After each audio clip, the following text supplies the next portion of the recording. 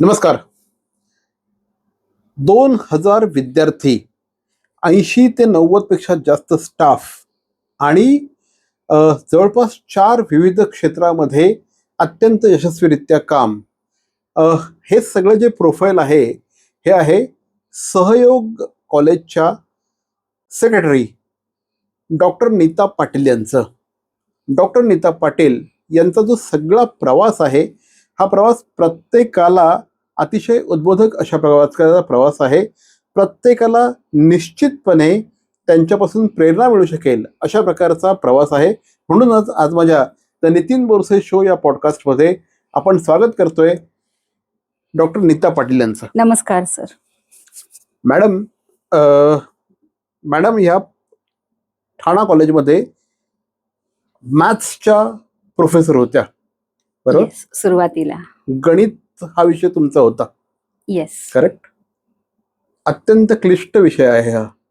त्याचा ओव्हरऑल लाईफमध्ये गणिताचा कशा पद्धतीने उपयोग होतो? डेफिनेटली होतो. म्हणजे ज्या वेळेला मी 4 वेगवेगळे व्हर्टिकल्स हँडल करते आहे, त्यावेळेला ती जी मॅथमॅटिकल एबिलिटी आहे ना माझी, ती डेफिनेटली काम करते. स्विच करायला पटापट गोष्टी, असं मी म्हणते. मॅथमॅटिकल एबिलिटी म्हणजे एक्झॅक्टली काय?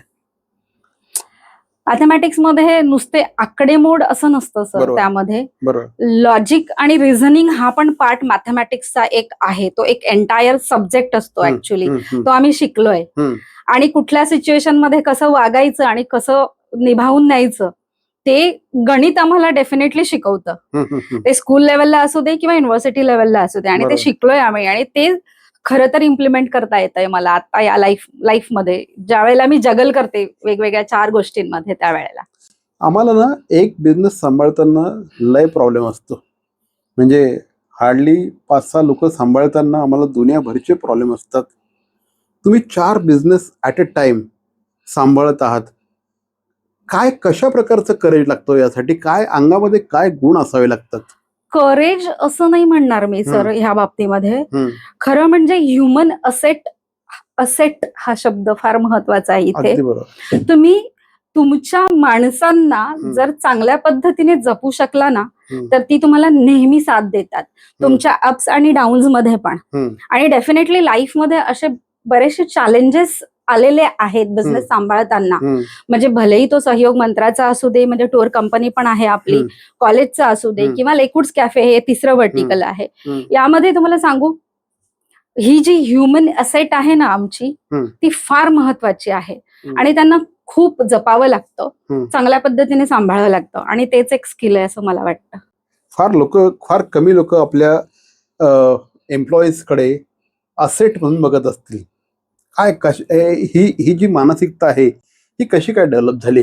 कारण बऱ्याचदा मालक आणि एम्प्लॉईज यांच्यामध्ये आपल्याला अनेकदा तो एक हेच दिसून येतो.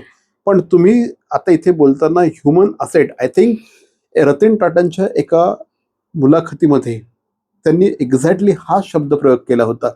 आणि ते TCSच्या बाबतीत केलं होतं की ज्यावेळेस माझी माणसं निघून जातात त्यावेळेस माझ्या कंपनीची व्हॅल्यू 0 झालेली असते.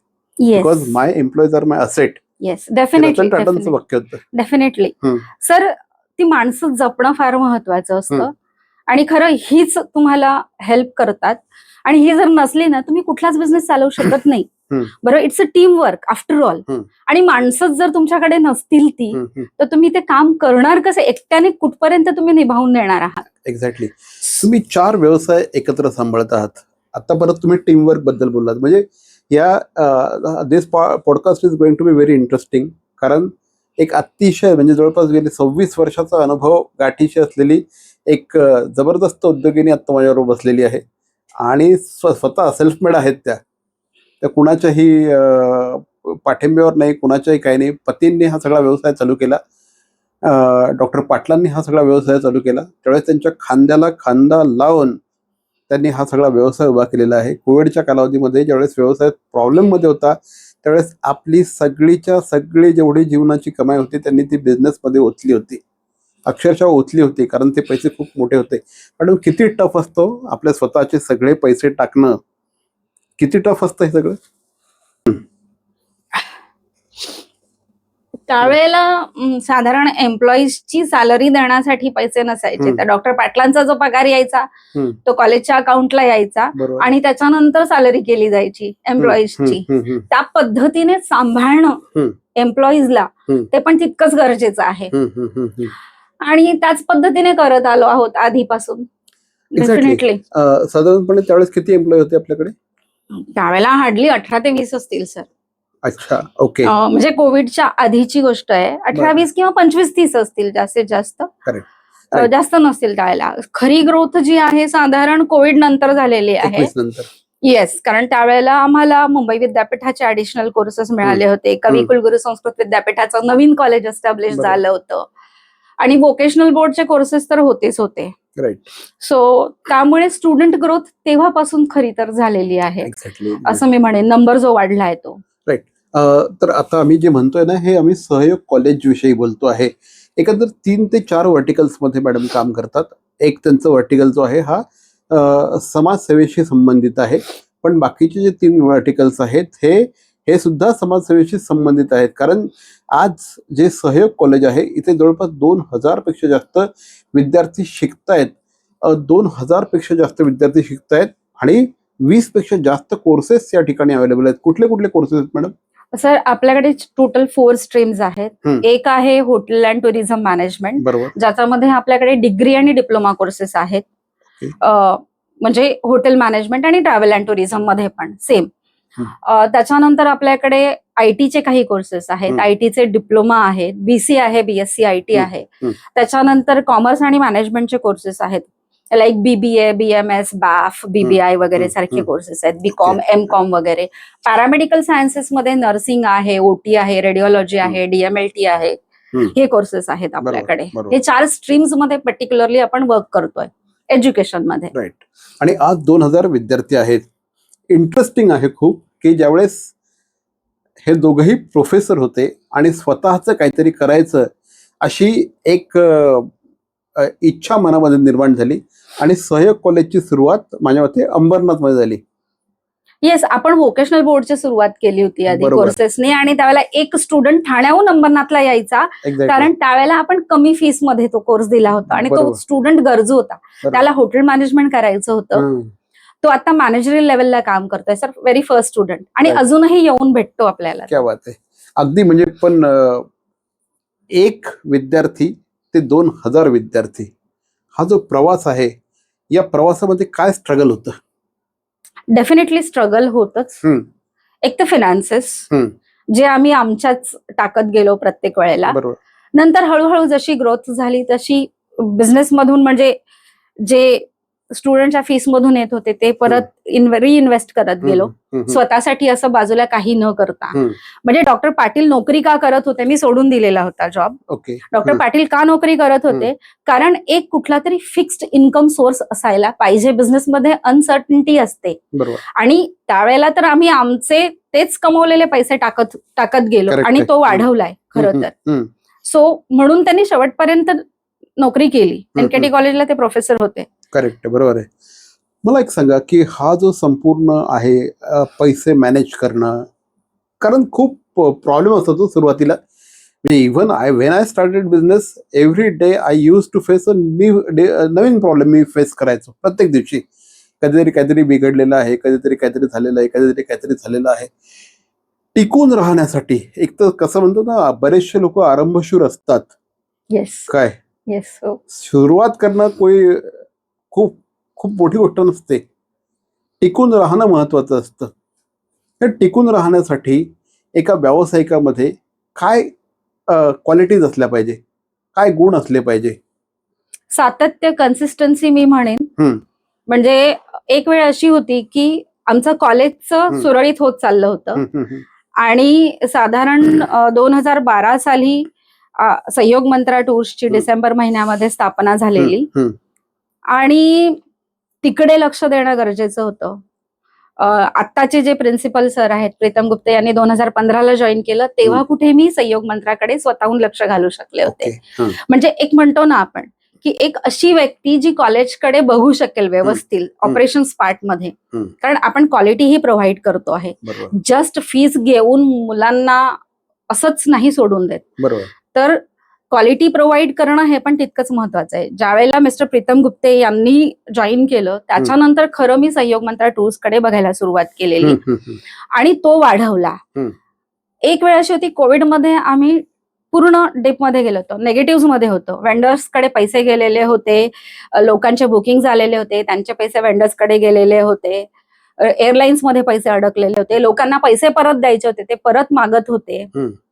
तर त्यावेळेला मी माझे स्वतःचे पैसे टाकले. त्यावेळेला रिकामं न बसता आम्ही आमची वेबसाईट पूर्णपणे व्यवस्थित रिवॅम्प केली. आता वेबसाईटवर 300हून अधिक प्रोडक्ट्स अवेलेबल आहेत आमचे.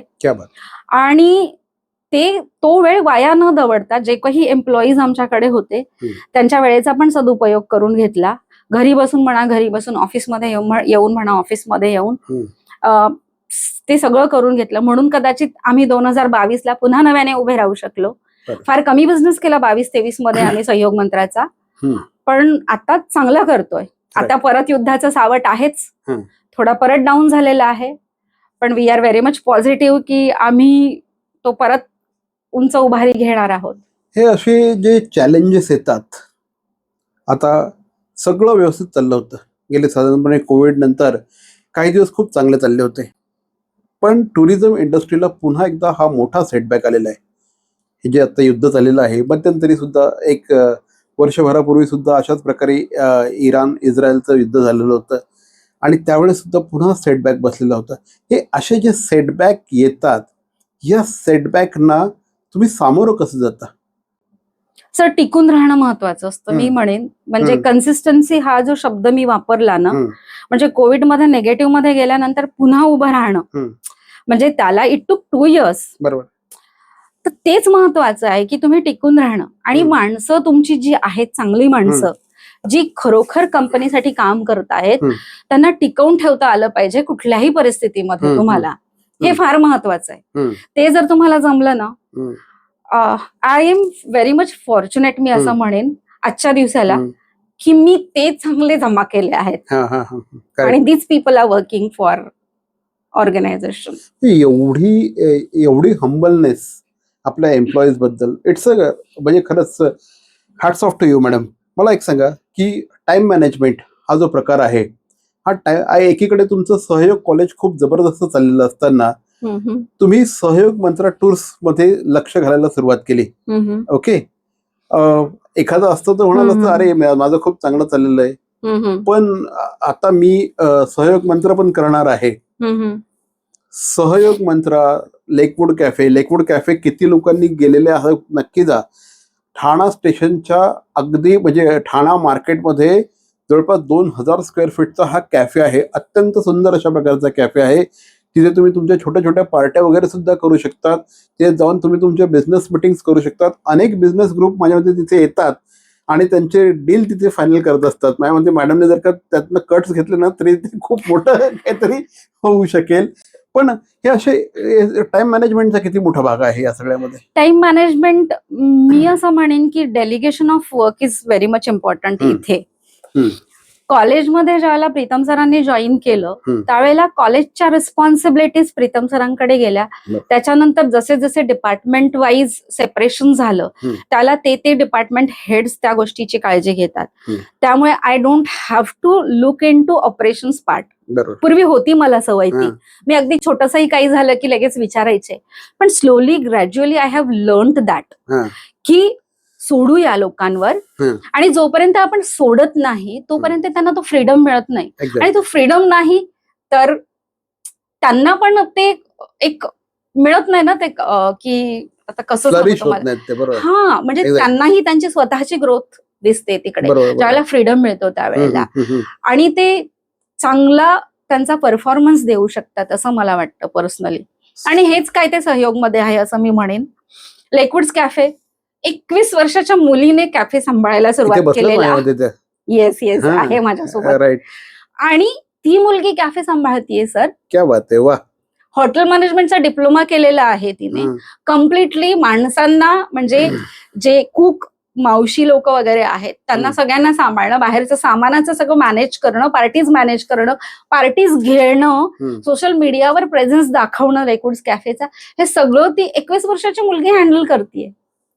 सो विश्वास टाकणं महत्वाचं असतं. येस, मला तेच म्हणायचं होतं की विश्वास महत्वाचा आहे तुमच्या माणसांवर असलेला, आणि जोपर्यंत तुम्ही तो डेव्हलप करत नाही ना तोपर्यंत तुम्हाला डेफिनेटली ग्रोथ नाही, असं मी म्हणेन. म्हणजे तुम्हाला जर का 2x 3x 4x 5x व्हायचं असेल तर तुम्हाला त्या ठिकाणी तुम्हाला चांगली माणसं, हे ना मी जनरली ना गुजरात ते मारवाड्यांमध्ये खूप बघायला मिळतं या सगळ्या गोष्टी. आपल्या मराठी माणसांमध्ये या गोष्टी बऱ्याचदा थोड्याशा लॅकिंग असतात. का बरं? I don't know. म्हणजे असं म्हणेन मी, कदाचित ते बिझनेसचं बाळकडू जे असतं ते त्यांना आधीच्या पिढ्यांपासून त्यांच्याकडे नाही आलेलं आहे. बरोबर. मराठी माणूस आत्ता कुठे बिझनेसकडे बघतोय आणि त्याकडे म्हणजे पॉझिटिव्ह याच्याने बघतोय. अजूनही बरेचशी लोक स्टार्टअप स्टार्ट करतात करायचं म्हणून आणि सोडून देतात. पण ते सातत्य जे लागतं, मी नेहमी तेच म्हणते पुन्हा एकदा, जे सातत्य लागतं, ती जी कन्सिस्टन्सी जी हवी असते ती नाहीये कदाचित मराठी माणसाकडे. पण आता आहे, चेंज होतंय, गणित चेंज होतंय. हे व्यवसायाच्या प्रत्येक वळणावर, प्रत्येक टप्प्यावर कन्सिस्टन्सीला प्रचंड महत्व आहे ना. येस, मेहनत पण आहे आणि तुमची, म्हणजे कदाचित मी रिकामी नाही बसू शकत. बरोबर. माझं माइंड सतत चालू असतं कुठल्या ना कुठल्या ह्याच्यामध्ये. म्हणजे असं फिजिकली बघितलं तर असं वाटेल कोणाला की ही बसलीये नुसती, पण my mind is always working on one or the other thing. ते सतत चालू असतं आणि ते पण तितकंच महत्वाचं आहे मला असं वाटतं. जे मेहनत आणि सतत तुम्ही नाविन्य काहीतरी आणणं, ते करत जाणं, त्याच्यावर कन्सिस्टंटली काम करणं, हे पण महत्वाचं आहे. तर तुम्ही नाविन्याबद्दल बोललात, इनोव्हेशन. नाविन्य हे बऱ्याचदा आपल्या लोकांना समजणार नाही एक्झॅक्टली काय. इनोव्हेशन हा सध्या एकदम परवलीचा शब्द आहे. किती इम्पॉर्टंट आहे हे इनोव्हेशन व्यवसायामध्ये, किती महत्वपूर्ण रोल प्ले करतं? मला असं वाटतं I am still juggling or struggling for that.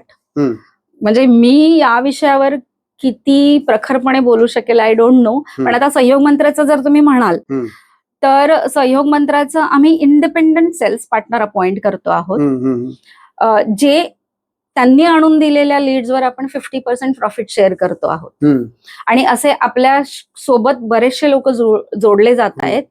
म्हणजे मी एकटीने मेहनत करून एकटीने बिझनेस आणणं आणि म्हणजे त्याच्यासाठी स्ट्रगल करत राहणं सतत, त्यापेक्षा मला जर म्हणजे मिस्टर पाटील म्हणायचे हे की तुम्हाला ना 10 हात जोडता आले पाहिजे. क्या बात आहे. आणि तेच कदाचित मी हे इंडिपेंडंट सेल्स पार्टनरच्या माध्यमातून करते आहे. एका हाताने विकण्यापेक्षा 10 हातांनी विका. येस, 10 हात 10 माइंड्स, 10 म्हणजे माइंड्स, 5 माइंड्स 10 हात किंवा 20 हात 10 माइंड्स काम करतायत तुमच्या सोबत.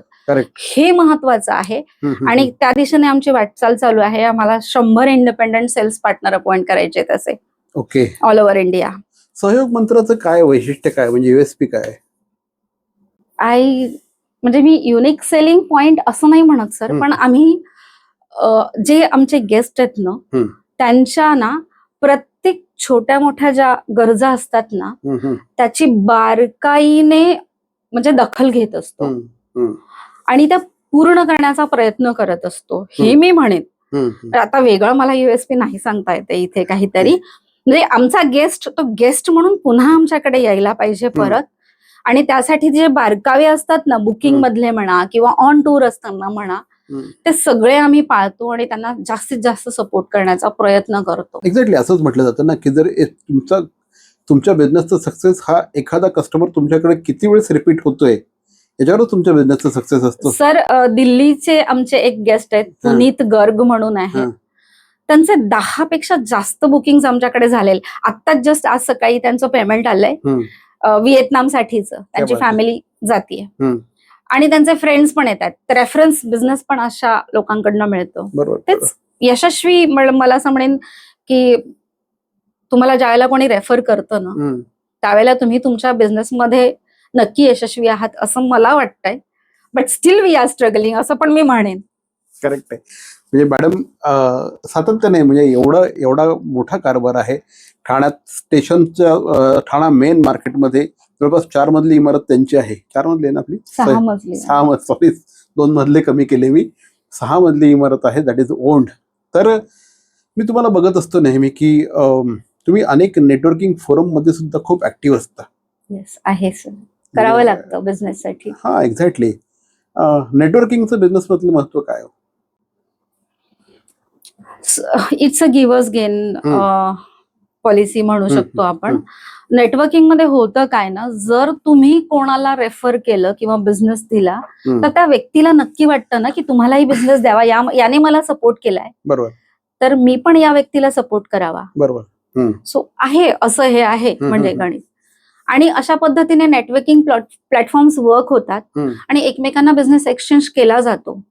आणि मला डेफिनेटली आता मी म्हणेन आम्ही सोशल मीडियावर चांगले ऍक्टिव्ह आहोत, तरी सुद्धा जास्त बिझनेस सोशल मीडियापेक्षा मी म्हणेन आजच्या घडीला आम्हाला जो मिळतो तो नेटवर्किंग प्लॅटफॉर्मच्या थ्रूच मिळतो सर. एक्झॅक्टली. मी कॉलेजसाठी नाही म्हणणार, हे स्टुडंट्स वगैरे, इट्स काइंड ऑफ सोशल हे म्हणेन. बरोबर, सहयोग मंत्रा टूर्ससाठी मी येस सर, सहयोग मंत्रा टूर्ससाठी म्हणेन मी.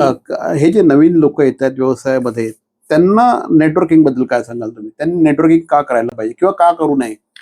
डेफिनेटली जॉईन करावं, करू नये असं तर मी नाहीच म्हणणार.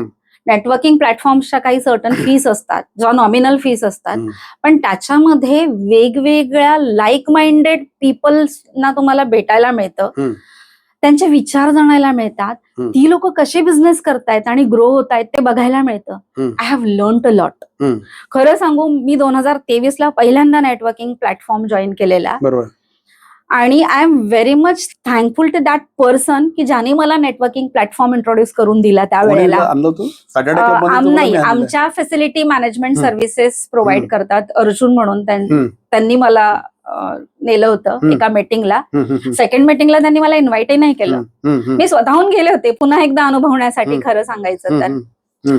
पण इथे लोक खरोखर एकमेकांना सपोर्ट करण्यासाठी उभे असतात. आपण म्हणतो ना गुजराती मारवाडी एकमेकांना सपोर्ट करतात बिझनेसेससाठी, तसेच हे नेटवर्किंग प्लॅटफॉर्मवरची जी लोक आहेत, सदस्य आहेत, ते एकमेकांना सपोर्ट करत असतात असं मला वाटतं बिझनेससाठी एकमेकांच्या.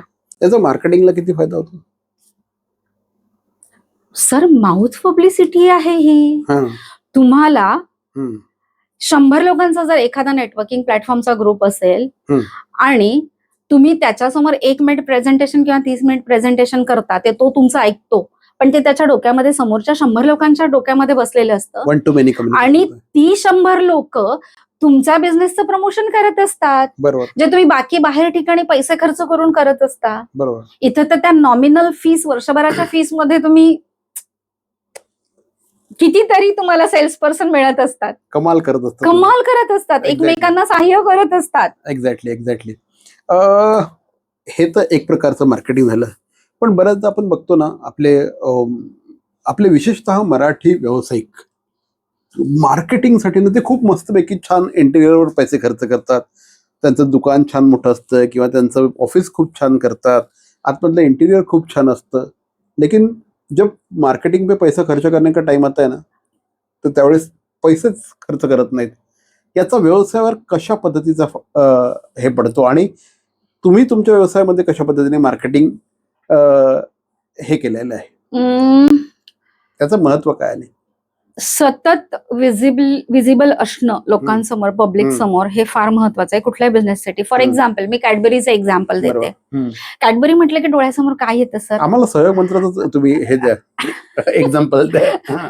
तसंच म्हणजे मार्केटमध्ये सतत लोकांच्या समोर दिसणं खूप गरजेचं आहे. करेक्ट. विजिबिलिटी म्हणतो ना आपण, ती तुम्हाला मार्केटिंगच्या थ्रू मिळते. सहयोग मंत्राचं तेच म्हटलं मी 2 प्लॅटफॉर्मवर आता नेटवर्किंग प्लॅटफॉर्मवर स्वतःला प्रेझेंट करते, सहयोग मंत्राला प्रेझेंट करते. त्यामध्ये 1 to 1 मीटिंग, लोकांना जाऊन भेटणं, 1 to many करणं वगैरे, हे तर चालतं. आणि सोशल मीडिया मार्केटिंग आहेच आमचं, म्हणजे आम्ही सतत आमचं सोशल मीडियावर प्रेझेन्स असतो. बरोबर. आणि त्याच्या थ्रू पण लीड जनरेट होतोय. येस, आपण सॅटर्डे क्लब मध्ये भेटलो एकमेकांना. हा जर का इंटरव्ह्यू 20,000 लोकांनी बघितला, तर that is may be because of networking.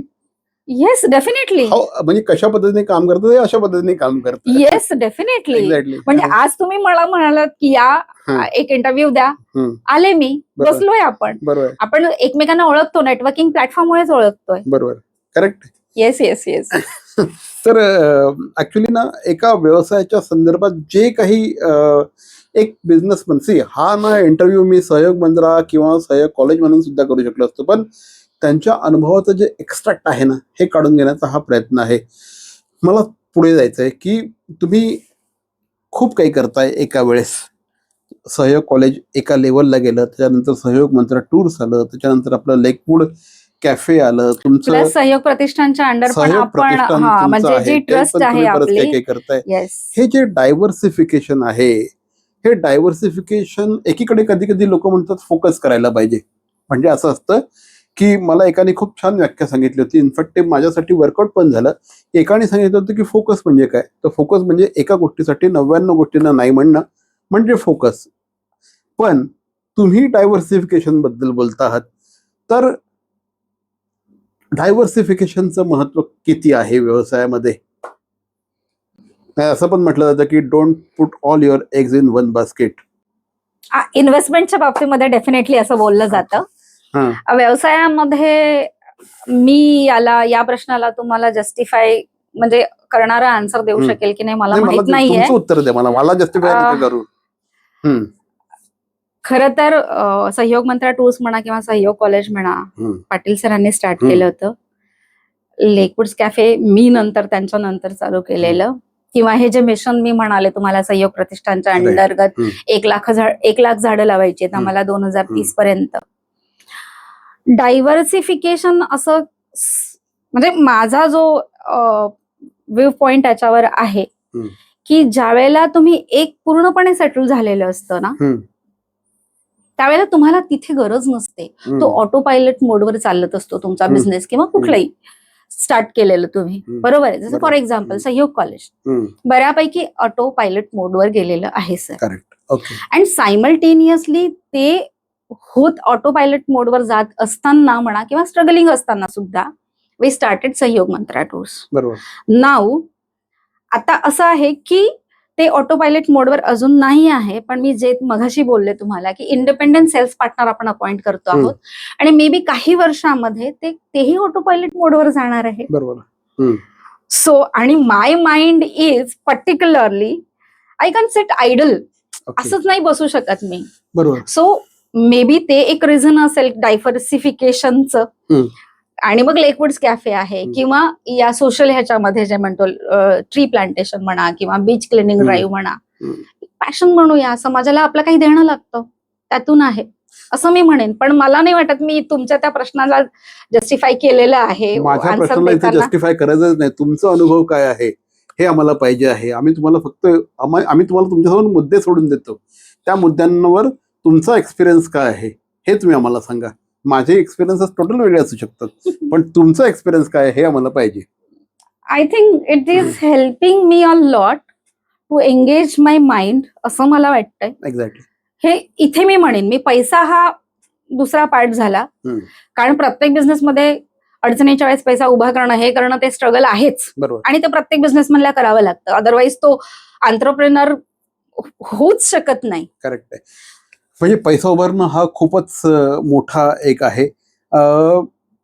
एकाने ना माझ्या एका मेंटॉरनी आता मध्यंतरी बोलताना सांगितलं होतं की तुमचा बिझनेस किती जरी मोठा असला तरी तुमच्याकडे कॅश कव असली पाहिजे, that will give you daily amount. तुमचं काय मत?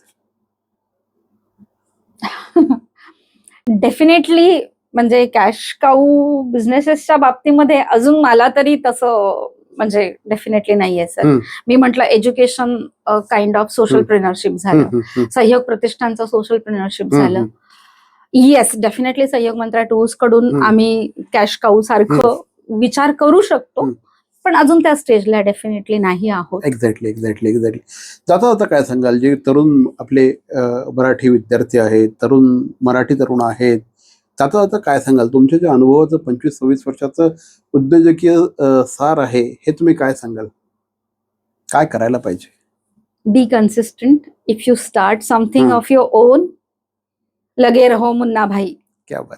हा, म्हणजे सतत त्याच्या मागे राहा, सतत त्या गोष्टीचा विचार तुमच्या डोक्यात असणं गरजेचं आहे. म्हणजे मगाशी आपण मानसीचं एक्झाम्पल घेतलं की 21 वर्षाची मुलगी कॅफे सांभाळते, पण एल्स अदरवाईज पण ऑफिसमधनं घरी गेल्यानंतर ती किंवा मी, आम्ही दोघी ज्या चॅट आमची असते ना, ती काही ना काही क्रिएटिव्ह इनोव्हेटिव्हच्या संदर्भातच असते. सो दॅट वी थिंक, आणि तशा पद्धतीचे like minded people I think जोडले गेलेले आहेत सहयोग फॅमिली सोबत, असं मला म्हणावं स्वतःला क्रिएटिव्ह ठेवण्यासाठी कन्सिस्टन्ट हा तर तुमचा मला परवलीचा शब्द वाटतो एकदम. स्वतःला क्रिएटिव्ह ठेवण्यासाठी काय करता तुम्ही? काय करते सांगता येते मला आता. बिझनेस करते. आय थिंक माझं माइंड तसंच आहे. आय थिंक ती देवाची देणगी आहे, एवढंच मी म्हणेन. वेरॅज मी खूप शाय आहे, कॅमेऱ्यासमोर मी नाही बोलू शकत. पण आपण म्हणतो ना, तुम्ही खूप हुशार नसलात तरी चालेल, पण तुम्ही मेहनती आणि कन्सिस्टंट असणं खूप महत्वाचं आहे, एवढंच मी म्हणेन. मेहनत अकॅडमिकली मी खूप स्ट्रॉंग होते, पण सोबतच मेहनत आणि हे कन्सिस्टन्सी ठेवणं, हेच मी म्हणेन. माझे क्लायंट आहेत, त्यांचे मोबाईलवरती लिहिलेलं असतं ना, काय त्याला स्टेटस का काहीतरी म्हणतात, मला माहिती नाही ते. त्यांचं वाक्य खूप छान आहे की hard work makes you more lucky. Yes, definitely.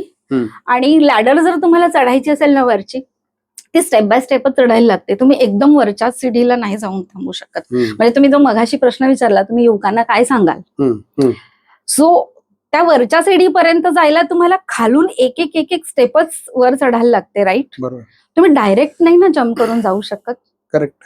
Yes, मग तोच मार्ग आहे की तुमचा जो गोल आहे तो छोट्या छोट्या पार्ट्स मध्ये तुम्हाला डिवाइड करता आला पाहिजे.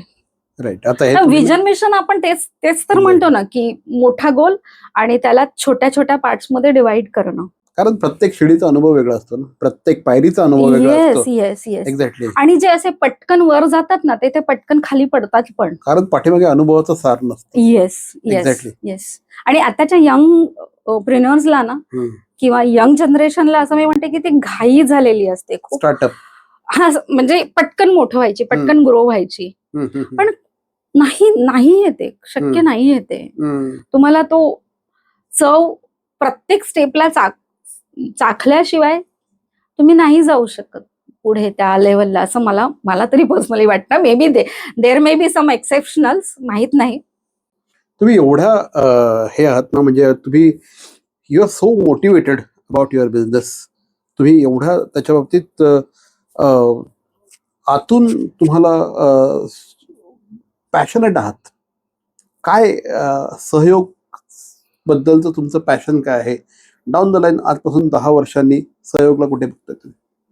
कॉलेजच्या बाबतीमध्ये म्हणाल तर डेफिनेटली मेडिकल फील्डमध्ये उतरायचं आहे, म्हणून आम्ही पॅरामेडिकल डिपार्टमेंट एक वेगळ्या पद्धतीने ग्रो करतोय, आणि मग पॅरामेडिकल नंतर मेडिकल या फील्डकडे वळायचा विचार आहे.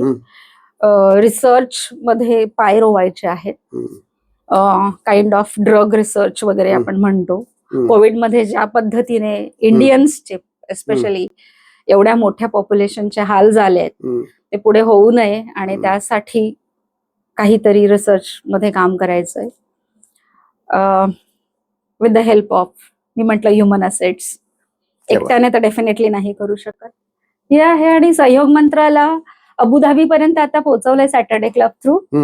अजून इतर कंट्रीज मध्ये डेफिनेटली पोहोचवायचं आहे. लेट्स सी काय समोर येत आहे ते. ते म्हणतात ना, कर दिखाने का मौका जब भी किस्मत देती है, गिन के तैयारी के दिन मोहल्लत देती है. आणि हे ना करून दाखवायचं असं जबरदस्त पॅशन नीता पाटील यांच्यामध्ये आहे. आणि त्याच्यामुळेच मगाशी त्यांनी सांगितलं की एक विद्यार्थी अंबरनाथवरनं यायचा, आज ठाण्याहून अंबरनाथला जायचा. आज जवळपास संपूर्ण महाराष्ट्रातनं सहयोग कॉलेजमध्ये विद्यार्थी आहेत आणि खूप मोठी भरारी घ्यायची आहे, आणि ते पॅशन त्यांच्यामध्ये आहे. आमच्याकडे आलात, छान गप्पा मारल्यात. Thank you very much. Thank you sir, thank you. तुम्ही टाइम दिलाय आम्हाला. धन्यवाद. थँक्यू.